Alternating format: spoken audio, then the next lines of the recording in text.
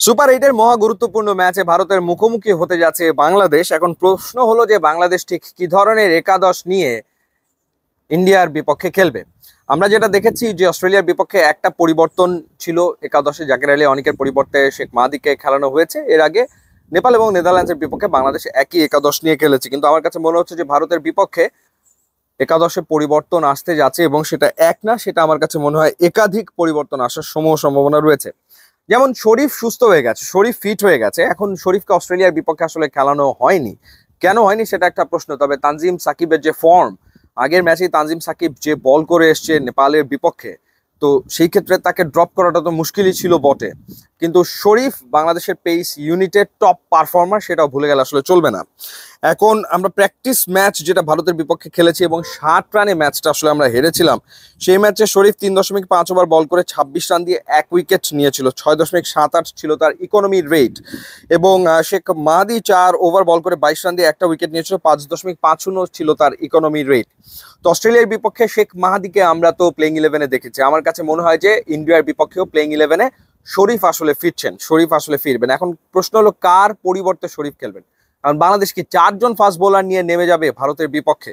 সেটা তো হবে বলে মনে হচ্ছে না। 3 জন ফাস্ট বোলারই আসলে খেলবে এবং শেখ মাহাদি যেহেতু থাকবেন প্লেইং 11-এ মনে হচ্ছে, তো সেই ক্ষেত্রে 4 ফাস্ট বোলার খেলানোর সুযোগ আসলে নেই। তো সেই জায়গাটাতে তানজিম সাকিবের যে পারফরমেন্স, তার যে রিসেন্ট ফর্ম, তানজিম সাকিবকে বাদ দেওয়ার সুযোগ আছে বলে মনে হচ্ছে না। এবং মুস্তাফিজুর রহমানকে আপনার আসলে খেলাতেই হবে। সেই ক্ষেত্রে হয়তোবা তাসকিন আহমেদকে রেস্ট দেওয়া বা তাসকিন আহমেদকে হয়তো প্লেইং 11-এর বাইরে রাখা হতে পারে। এবং সেটা যদি হয়েও থাকে, সেটা আমার মনে হয় যে যৌক্তিক একটা ব্যাপারই ঘটবে।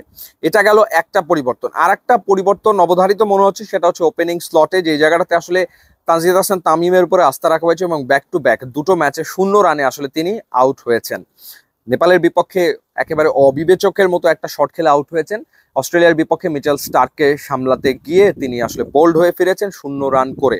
সেই ক্ষেত্রে মনে হয় না ভারতের বিপক্ষে আর প্লেইং 11-এ তানজিদ হাসান তামিমকে রাখা হবে। এখন সেইখানে সৌম্য সরকার আবারও ফিরবেন বলে মনে হয়। মানে সৌম্য সরকারকে অনেকেই নাম এরকম দিয়েছে শূন্য সরকার, কিন্তু তানজিদ হাসান তামিমেরও ব্যাক টু ব্যাক 2টো 0 হয়ে গেছে। সো 0 রিপ্লেস বাই 0 এরকম কিছু একটা হলেও হতে পারে।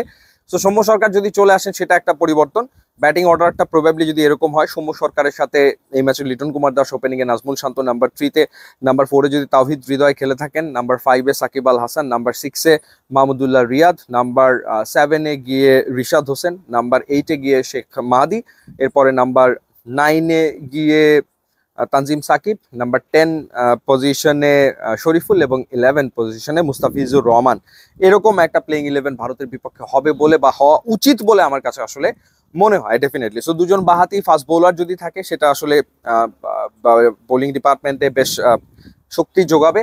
একই সাথে স্পিন অপশন হিসেবে রিশাদ তো রয়েছে। অস্ট্রেলিয়ার বিপক্ষে দারুণ 2টো উইকেট নিয়েছেন রিশাদ হোসেন। শেখ মাহাদি ইকোনমিক্যাল ছিলেন অস্ট্রেলিয়ার এগেন্স্টে। ভারতের বিপক্ষে ওয়ার্ম আপ ম্যাচেও ইকোনমিক্যাল ছিলেন। তাকে খেলালে স্পিন ডিপার্টমেন্টেও ভেরিয়েশন আসবে। সাকিব আল হাসান বল করেননি অস্ট্রেলিয়ার বিপক্ষে, কেন কি কারণে কে জানে। সাকিবও আসলে থাকলো।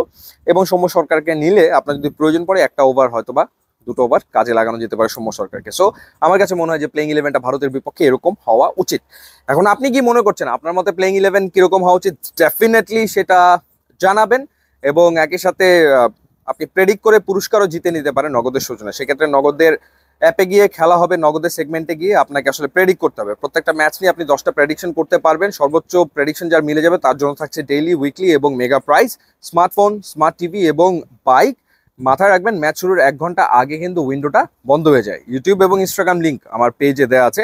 আপনারা যদি যোগ দেন তাহলে খুবই খুশি হব। And thanks for watching.